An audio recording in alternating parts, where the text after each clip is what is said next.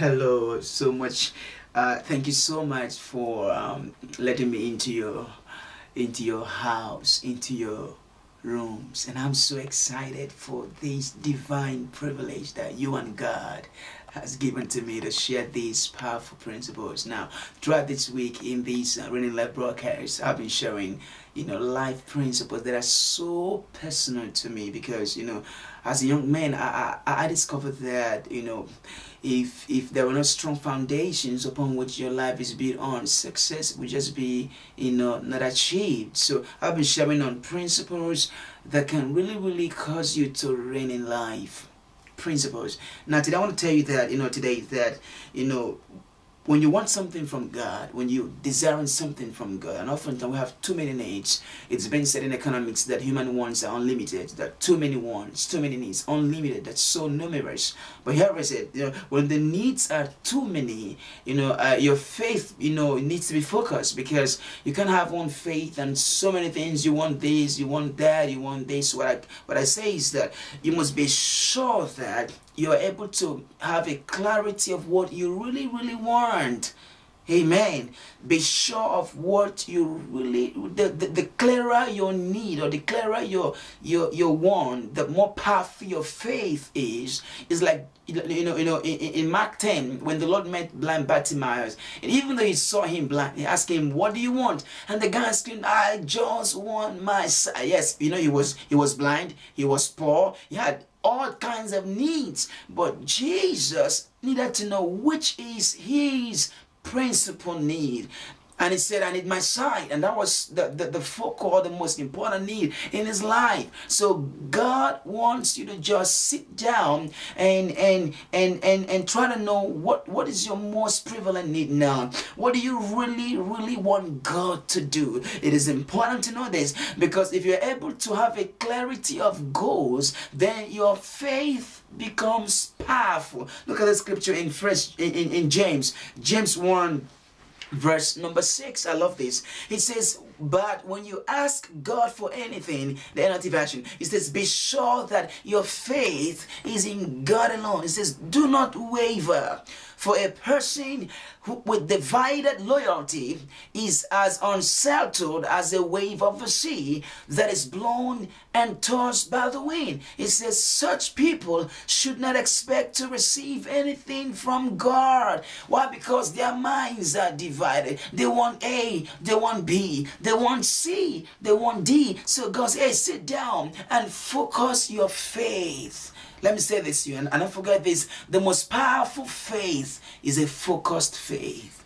A faith that is focused. That amongst all that, you know really what you want God to do. And you focus your faith on it. And you have scriptures to back it up. And you focus your mind on that scripture. I tell you this, whenever God finds a focus, it's like light. When lights are focused, they are more powerful. So is faith. So God loves to see a focused faith. And one of the things that moves God, it was like what the Lord said in the Bible in Luke 7 or so. He says, a lady came to Jesus and said, "Jesus, my daughter is sick and she's dying right now."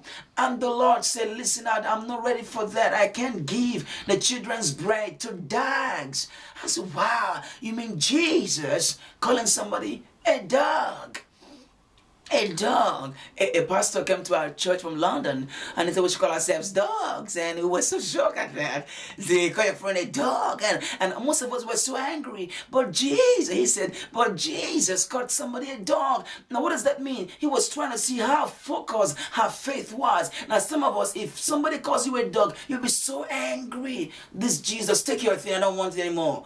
Amen. Most of us tell you don't care whether it's the Lord or not. You will tell them, "Jesus, take your miracle. I don't want you calling me a whole me. You're calling me a dog." And by the time you do that, you lose your miracle. But she said, "Master, even the dogs have the privilege, my God, to eat from the crumbs that fall from their master's table." That was faith. And the Lord said, "Listen, I've not found such a great faith. Now, there were two of them in the scriptures that Jesus recommended their faith and called their faith a great faith. The centurion in Matthew 8, he called his faith a great faith. And this woman, he called her faith a great faith. A faith that could not be dissuaded. A faith that could not be distracted. A focused faith. You want this from God, you focus on it. And I know when God sees that kind of faith, and I know this, and I've always said this,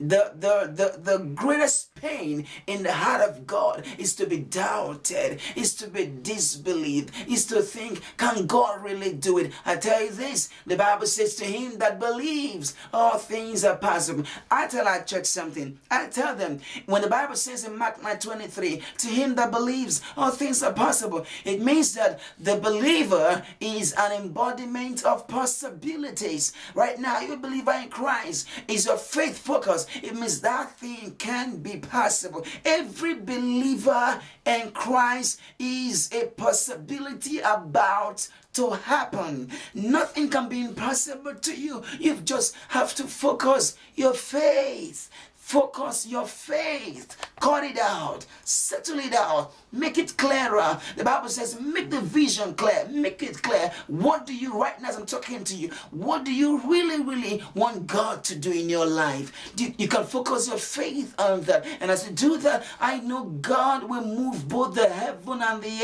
earth to bring that faith into a miracle. I know you were a blessing. And I know God is going to cause his blessing. As I leave you this week, I believe the Spirit of the Lord will cause his blessings to come in your life. In the name of Jesus, you were blessed. You were a blessing. God bless you. I love you.